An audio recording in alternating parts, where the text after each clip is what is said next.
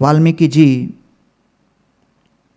विचार करते हैं कि रामायण सिखाना तो पड़ेगा, किसको सिखाएं, इसका किस तरह विस्तृत वर्णन करवाएं। सोच ही रहे थे कि भाई रामायण तो लिख दिया, अब रामायण लिखने के पश्चात इसका प्रचार कौन करेगा? प्रचार भी तो करना आवश्यक है, प्रचारकों का भी तो वही काम है।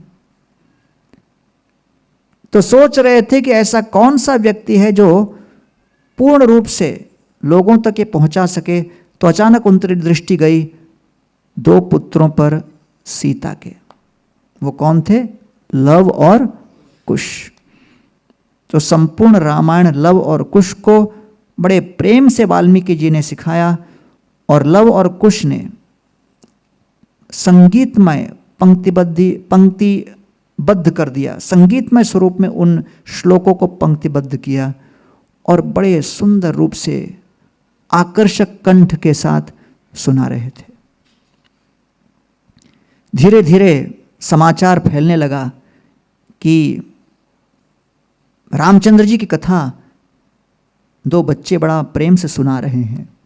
भरत महाराज को अवगत हो गया कि ये कौन है, तुरंत दोनों को बुला लिया और रामचंद्र जी को कहा, बड़े सुंदर कथावाचक हैं, आपको श्रवण करना चाहिए।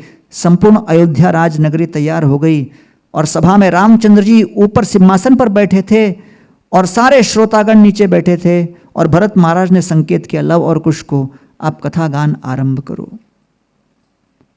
और जब कथा गान आरंभ करते हैं लव और कुश, रामचंद्र जी अपने सिंहासन पर बैठकर इतना आकर्षित हो जाते हैं उस कथा को सुनकर, लेकिन देखते हैं कि श्रोतागण आपस में बैठकर ठहाके लगा रहे हैं, एक दूसरे के पीठ की थपथपी मार रहे हैं, और मैं यहां ऊपर बैठकर अकेला सुन रहा हूं, आनंद नहीं आ रहा।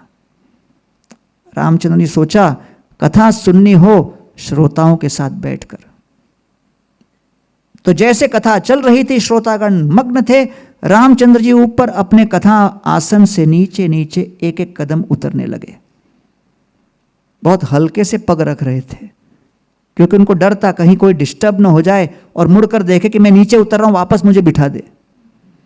उनको अपने ही ऐश्वर्यशाली पद से वैर था और उनको लग रहा था कि ये ऐश्वर्यशाली पद मुझे इस कथा के आनंद से वंचित कर रहा है।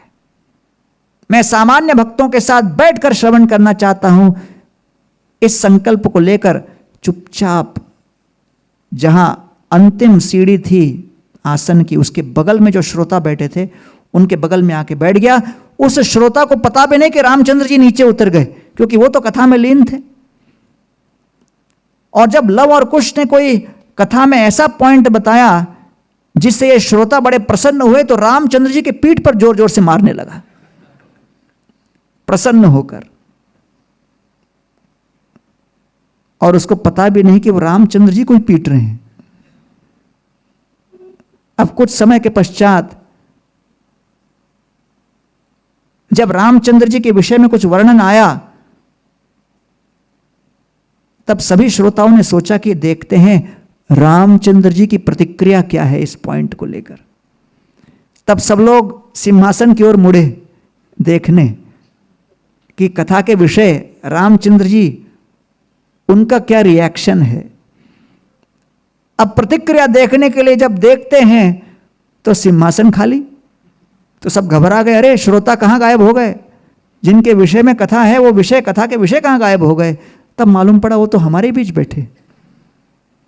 अर्थात राम कथा इतना आकर्षक है कि प्रभु रामचंद्र जी को भी खींच लेता है।